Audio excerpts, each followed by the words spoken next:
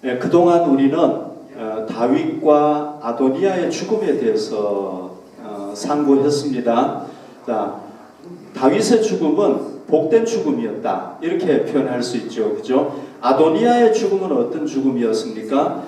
저주받은 죽음을 맞이했다. 그래서 다윗과 아도니아는 정반대의 죽음을 맞이했다고 할 수가 있습니다. 그들이 그렇게 된 이유가 뭐겠습니까? 한마디로 딱 정리를 해보자면, 다윗은 하나님의 마음에 합한 사람으로 살려고 노력했기 때문에 그랬고요. 아도니아는 자기 마음에 드는 대로 살려고 했던 사람이죠. 아도니아의 그 이름의 의미가 여러분 뭔지 아시죠? 여호와는 나의 주님이십니다. 그런 의미예요. 이름 너무 좋죠, 그죠? 아마 다윗이 아도니아가 태어났을 때 이런 이름을 지어줬던 것 같아요. 아도니아, 정말 좋지 않습니까? 여호와는 나의 주님이시다. 아도니아가 이 이름대로 잘 살았다면 복된 삶을 살았을 텐데, 여호와를 주인으로 삼은 것이 아니라 자기가 이용하는 종으로 삼으니까 그렇게 됐다, 이렇게 볼 수가 있습니다. 아도니아가 처형되고 난 뒤에요, 제사장 아비아달, 그리고 군대 장관 요압도 이제 처벌이 됩니다. 이 사람들은 뭐 때문에, 어떤 근거로 처벌이 되었을까요? 여기 말씀을 잠깐 한번 볼게요. 열왕기상 2장 22절 말씀에 보면요, 솔로몬이 어머니에게 이렇게 얘기를 합니다. 어찌하여 아도니아를 위하여 수냄 여자 아비삭을 구하시나이까? 그는 나의 형이오니 그를 위하여 왕권도 구하시옵소서. 그뿐 아니라 요 다음부터가 중요합니다. 제사장 아비아달과 스루야의 아들 요압을 위해서도 구하옵소서. 이건 뭡니까? 아비아달과 요압도 살려주라고 구하십시오, 이 얘기죠, 그죠? 그러니까 여기에 보면, 자, 아도니아가 2차로 역적 모의를 해가지고 이게 드러나지 않습니까? 그때 이제 솔로몬이 누구까지 같이 얘기하느냐 하면은 아비아달과 요압에 대해서도 얘기를 하고 있단 말이죠. 그리고 난 뒤에 바로 처형이 돼버리잖아요. 그러니까 우리가 여기서 뭘 알 수가 있겠습니까?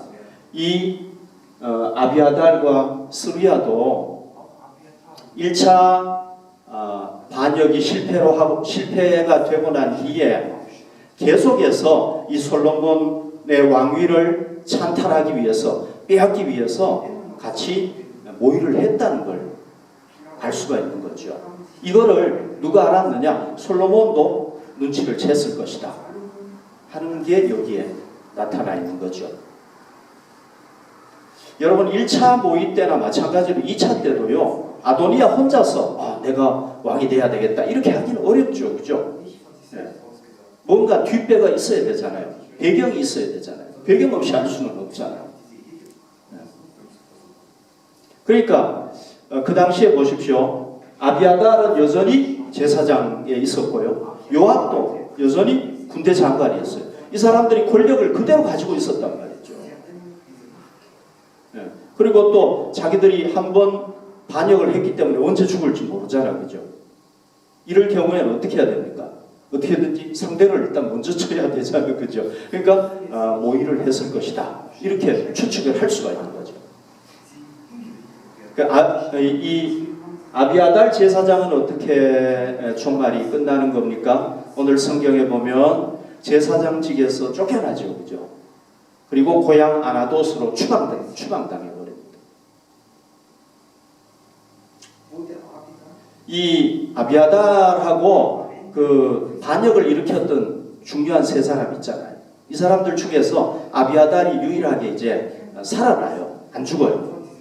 생명을 부지하게 됩니다. 다른 사람들은 다 죽는데 잘 됐구나 이렇게 생각할 수가 있는데요. 그러나 제사장직에서 쫓겨났지 않습니까? 종교인에게는 제사장으로서 쫓겨나면 끝인 거예요. 그러니까 이게 굉장한 징계였다, 엄청난 징계였다, 이렇게 볼 수가 있는 거죠. 우리가 하나 주의를 기울여야 될 게 있습니다. 이 아비아달의 처벌과 관련해서 우리가 주의를 기울여야 될 게 뭐냐면 27절인데요. 아비아달을 쫓아내어 여호와의 제사장 직분을 파면하니 여호와께서 실로에서 엘리의 집에 대하여 하신 말씀을 응하게 함이더라.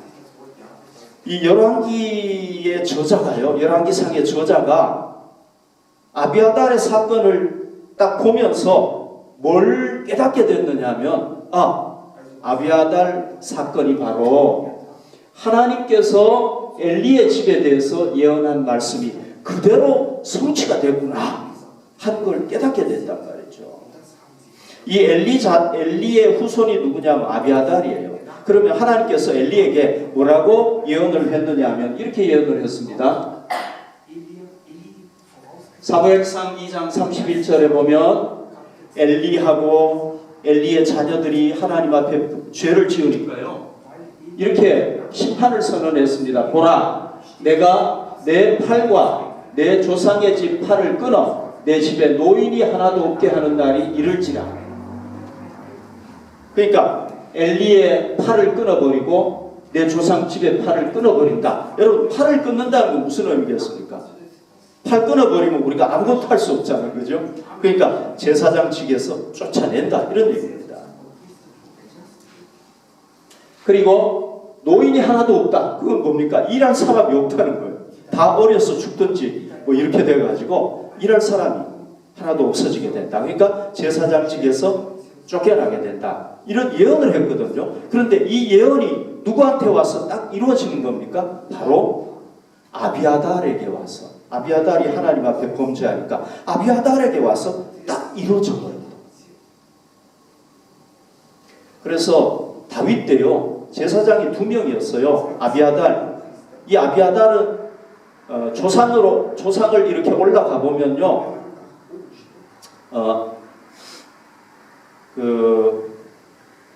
누구죠?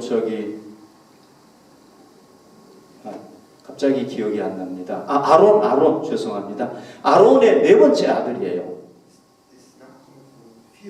그러니까 그 후손이 누구냐 하면은 엘리고 아비아달인데 제사장직을 했습니다. 그 다음에 셋째 아들이 있어요. 셋째 아들은 엘르아살이에요. 이 엘르아살의 자손이 누구냐면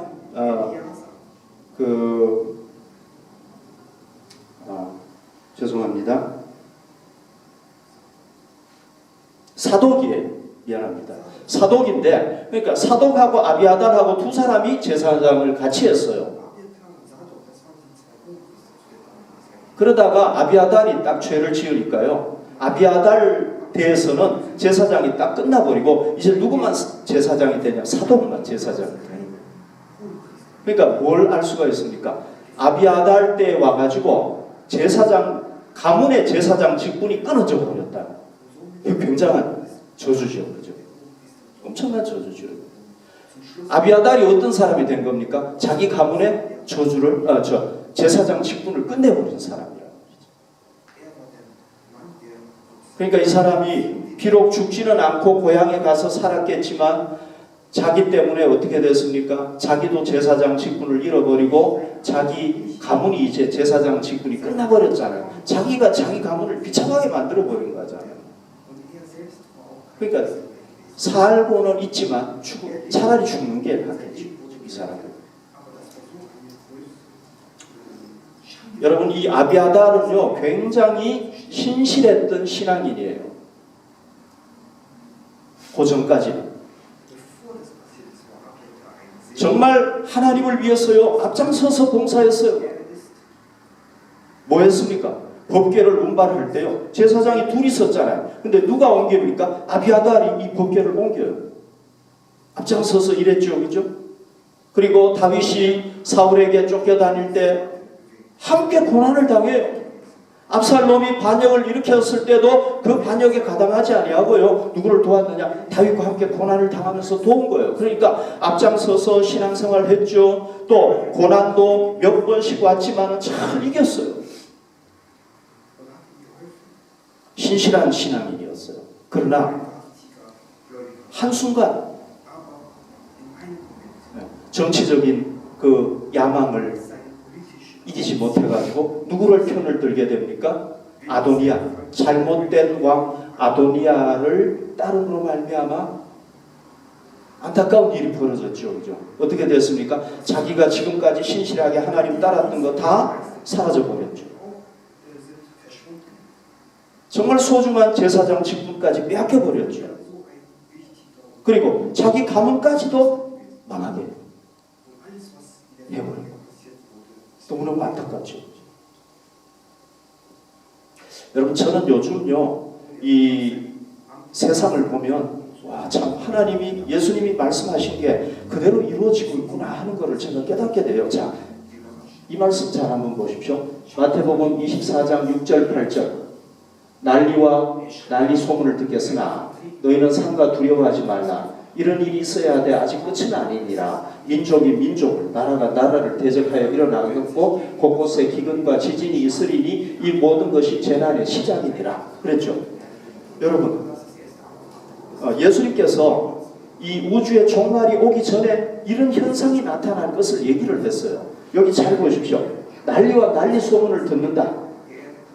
난리라는 건 물론 전쟁도 되지만은 그 큰 어떤 재앙 같은 걸 얘기한다고 볼 수가 있겠죠. 요즘요, 제가 여러분들도 아시다시피 컴퓨터가 발전하다 보니까 옛날 같으면 몰랐을 일도요, 지금은 다 알아요. 세계 어느 구석에서 일어난 일도요, 그 재앙이 일어나면 금방금방 알아요. 일어나자마자 바로 알아요.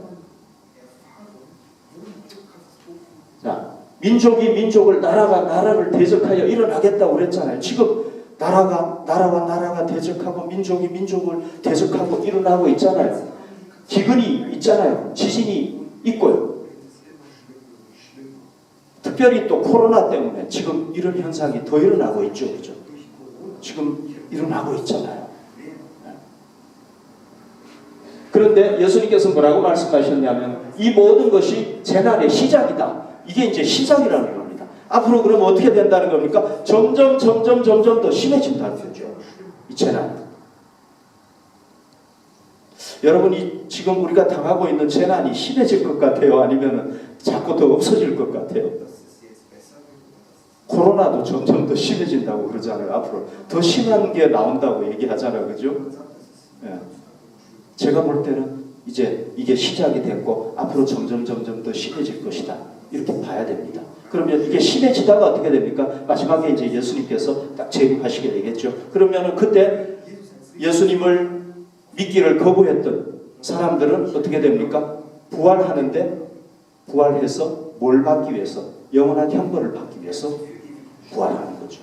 우리 그리스도인들, 예수님을 받아들였던 우리 그리스도인들은 어떻게 되겠습니까? 부활하죠. 그러나 영생과 영원한 복을 누리기 위해서 부활하게 된단 말이죠. 여러분, 우리 시대를 지금 우리가 잘 분별을 해야 됩니다.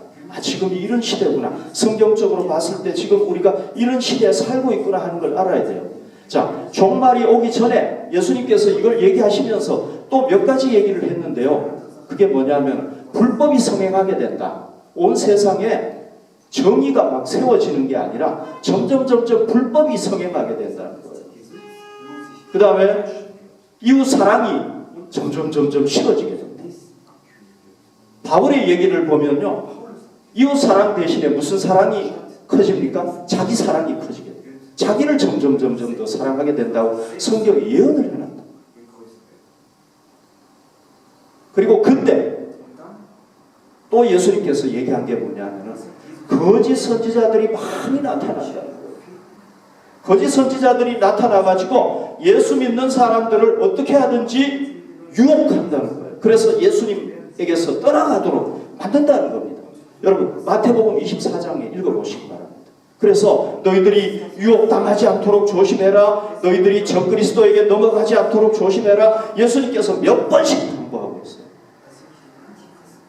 우리가 뭘 조심해야 됩니까? 우리가 이럴 때 적그리스도 또는 거짓 선지자가 많이 나타나는데 거짓 선지자에게 넘어가지 않도록 해야 된다는 겁니다. 우리가 신실하게 정말 앞장서서 하나님을 위해서 봉사했습니다. 고난을 이겼어요. 이런 고난 저런 고난 예수님을 위한 고난을 잘 이겼습니다. 근데 우리가 한순간 잘못해가지고 거짓 선지자에게 넘어가 버리면 어떻게 됩니까? 우리가 바로 이 아비아달처럼 되는 겁니다. 우리가 신실하게 신앙생활 했던 거는 어떻게 됩니까? 다 사라져 버리는 겁니다. 그건 과거의 일이 돼버리는 거예요. 그리스도인이라는 우리의 직분도 어떻게 됩니까? 우리의 이 귀한 직분 빼앗겨버리는 거죠. 그리고 우리는 구원받지 못하고 구원에서 떨어져 버리게 된다는 거예요.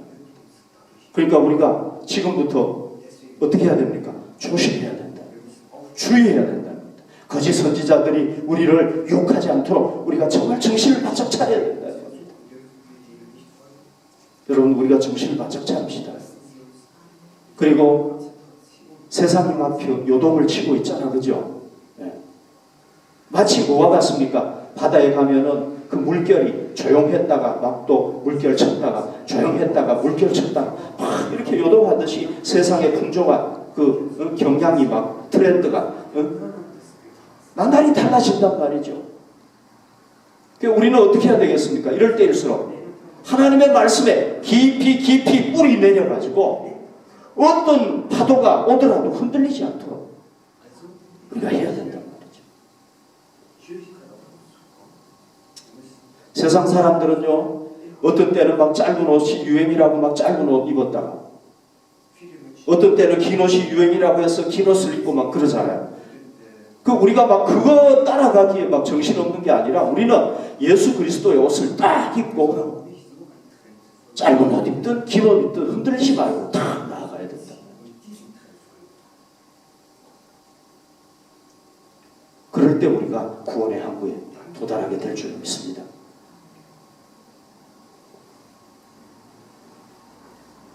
이 요압은 어떻게 되었습니까? 요압은요, 아비아달이 처벌당했다는 것을 딱 듣고 어디로 갑니까? 하나님의 장막에 찾아가가지고 제단불을 딱 붙잡았습니다. 왜 그렇게 했겠습니까? 아도니아가 제단불을 붙잡았는데 살았잖아요, 그죠? 그러니까 그걸 기억을 했을 것이고, 제단불을 붙잡으면은 살 수 있다는 그런 걸 가지고 제단불을 딱 붙잡았겠죠, 그죠? 솔로몬이 분하야를 보내가지고 처리해라 이렇게 해가지고 분하야가 왔어요. 그래서 왕이 명령하십니다. 나오십시오. 얘기를 했어요. 그때 요압이 뭐라고 얘기를 합니까? 아니야, 나는 여기서 죽을 거야.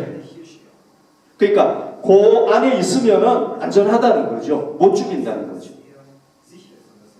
그래서 실제로 분하야가, 이 분하야는 아주 신실했던 하나님의 사람이에요. 그러니까 성전에 들어가가지고 그걸 못하는 거예요. 믿음이 있으니까.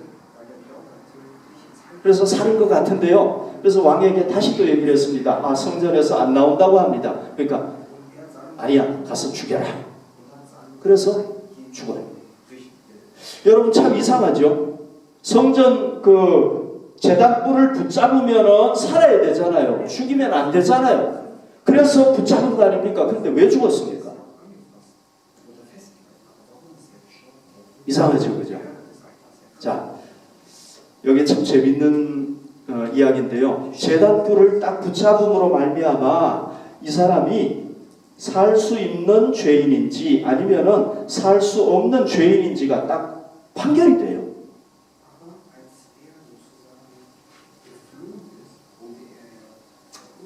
출애굽기 21장 14절 보십시오. 사람이 그의 이웃을 고의로 죽였으면 너는 그를 내 제단에서라도 잡아내려 죽일지니라. 그랬죠, 그죠?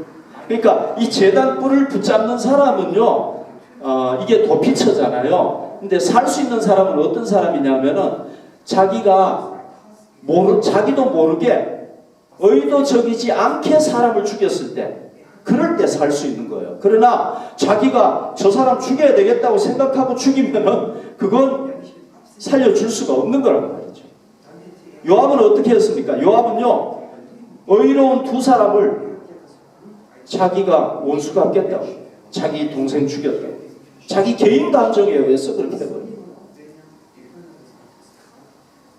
그거는 아니잖아요, 그죠? 그래서 어떻게 했습니까? 결국은 죽게 된 거랍니다. 그러니까 이 요압이요, 자기가 살려고 제단불을 딱 잡았는데 오히려 그게 뭐가 된 거예요? 자기 죄가 드러나게 되고 자기가 죄인이라는 게 드러나게 돼가지고 죽게 되버려. 참 재미있죠, 그죠? 그래서 솔로몬은 이렇게 얘기를 합니다. 저 요압이 죽인 두 사람, 우리 아버지하고 다윗하고는 전혀 관계가 없다. 우리 아버지는 책임이 없다. 이렇게 주장을 하고 난 뒤에 이제 죽이는데요. 그 대신에 이제 이 요압이 굉장히 공을 많이 세웠지 않습니까? 그래서 어떻게 하느냐 하면요. 원래 이런 사람들은 반역자들은요. 그냥 죽이고 난 뒤에 들판에다가 버리는 거예요. 반역자이기 때문에. 그러나 솔로몬은 그가 세운 공로를 생각해가지고 가족 묘지에 묻히도록 이렇게 배려를 해주는 거예요. 그래서 솔로몬이 굉장히 많이 이렇게 은혜를 베풀었다고 볼 수가 있죠. 여러분, 우리가 이 요압을 통해서 우리의 신앙을 뿌리부터 하는 것. 뿌리부터. 우리 신앙의 이 뿌리부터 한번 점검을 해보십시다. 우리가 정말 예수님을 제대로 믿고 있는가. 기독교 신앙의 시작은 뭐부터 시작이 됩니까? 다 아시죠, 그죠? 하나님께서 이 세상에 인류를 구원하기 위해서 성자 예수 그리스도를 보내주셨는데 우리가 그분을 예수님의 구세주로 영접하는 것에서부터 기독교가 시작이 되지 않습니까? 예수님을 영접하지 않는 사람은 기독교인이 아니에요. 엄밀하게 얘기합니다. 그러니까 아직도 예수님을 영접하지 않는 사람은 예수님을 영접해야 되겠죠. 그 다음에 진실로 예수님을 영접했으면 지금도 그 예수님은 나의 구주십니다 하는 고백이 똑같아야 되잖아요. 나는 30년 전에 예수님을 구주로 영접했습니다. 그러면 지금 우리 신앙을 점검해봐야 되는 거예요. 지금도 내가 예수님을 구주로 믿고 있는가? 확신하는가? 진실로 받아들였으면 지금도 믿어야 되잖아요. 그죠? 변하면 안 되잖아요. 근데 지금 나는 예수님을 구주로 안 믿는다. 그러면 이게 문제가 돼요. 왜? 우리가 예수님을 구주로 믿어야 그리스도인이고 구원을 받으니까. 지금 나는 정말 예수님을 구주로 나는 확신하고 있는가? 어떤 일이 있어도 나는 예수님 나의 구주다. 믿는가? 이걸 우리가 점검을 해야 돼요. 지금 나는 믿는다. 그럼 내 신앙 다른 거예요. 그 다음에 우리가 예수님을 이제 구주로 영접했으면 어떻게 해야 됩니까? 신실하게 예수님을 믿도록 해야 되겠죠. 신실하게 믿는 게 참 어렵잖아요. 그죠? 네. 변함없이 한결같이 진실하게 정말 하나님께서 나를 봤을 때 야, 너는 진짜 내가 믿을 만하게 나를 믿는구나. 이게 참 어렵잖아요. 정말. 네. 왜 우리 때때로 범죄하잖아요. 그죠? 네. 죄도 짓고 그러잖아요. 그때 우리가 어떻게 해야 됩니까? 우리가 부족해서 짓든지 아니면 고의적으로 짓든지 간에 예수님이 나의 대제사장이시라는 걸 믿고 하나님 앞에 나아가서 우리의 허물과 죄를 고백해야 되는 겁니다. 요한일서 1장 8절 9절 여러분 이 말씀은요 우리가 꼭 좀 기억해놔야 될 말씀이에요. 만일 우리가 죄가 없다고 말하면 스스로 속이고 또 진리가 우리 속에 있지 아니할 것이요 만일 우리가 범죄하지 아니하였다면 하나님을 거짓말하는 이로 만드는 것이니 또한 그의 말씀이 우리 속에 있지 아니하니라. 그러니까 우리가 뭐 해야 된다는 겁니까? 우리가 죄인이란 걸 깨닫고 요 10절에 보면요 우리가 죄인이란 걸 고백하면 우리 죄를 용서해 주시겠다고 약속하셨습니다. 그러니까 우리가 이 약속을 붙잡아야 된다. 약속을 믿어야 된다. 하나님께서 약속했기 때문에 우리에게 죄 용서를 허락해 주시는 거예요. 여러분 저는 여러분들에게 감히 이렇게 얘기할 수 있습니다. 우리가 완전히 하나님을 떠나가지고 죽기 전까지 우리가 하나님을 완전히 떠나가지고 죽어버리면 이제 끝이잖아요. 그러나 그 전까지는 예수님은 절대 우리를 떠나지 않으신다. 절대 우리를 버리지 않으신다.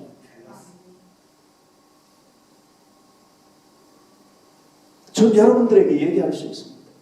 제 경험도 그렇고. 우리가 죽어버리면 예수님 없이 죽어버리면 이제 예수님도 어떻게 할 수 없지만 그러나 그 전까지는 우리가 어떤 흉악한 죄를 지었다고 할지라도 여러분 예수님께서 한평 강도도 다 용서하셨잖아요. 살아있는 동안에 다 용서하셨잖아요.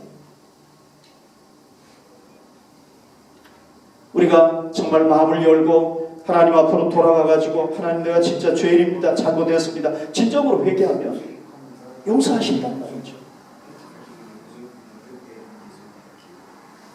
우리가 요압처럼 예수님을 영접하지도 아니하고 신실하게 예수님을 따르지도 아니하고 그냥 우리가 교회에만 나와가지고 예배만 드리고 봉사한다고 해서 구원받는 게 아니란 말이죠. 그리고 우리가 요압처럼 신실하게 주님을 섬기지 아니하다가 마지막에 내가 구원받아야 되겠다 싶어가지고 뭐 회개하는 것도 없이 진정한 믿음도 없이 재단불만 딱 잡는다고 해서 되겠느냐고. 그때 어떻게 되겠습니까? 우리 죄가 다 드러나가지고 오히려 우리가 구원에 도달하지 못하게 되죠.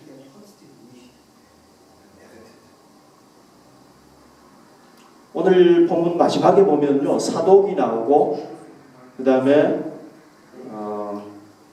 또 누가 나옵니까? 브나야가 나오잖아요. 그죠? 이 두 사람은 어떻게 됐습니까? 이 두 사람은요 다윗 때도 신실하게 하나님이 세운 왕을 따랐고 솔로몬 때도 솔로몬이 하나님이 세운 왕이니까 신실하게 따랐어요.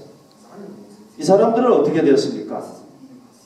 제사장이 2명이 있다가 아비아달은 이제 끝나버리고 사독이 유일하게 이제 제사장이 되는 거죠. 이 가문이 계속해가지고 이제 이어가는 거예요. 아비아달은 그냥 끝나버리고 넘어가는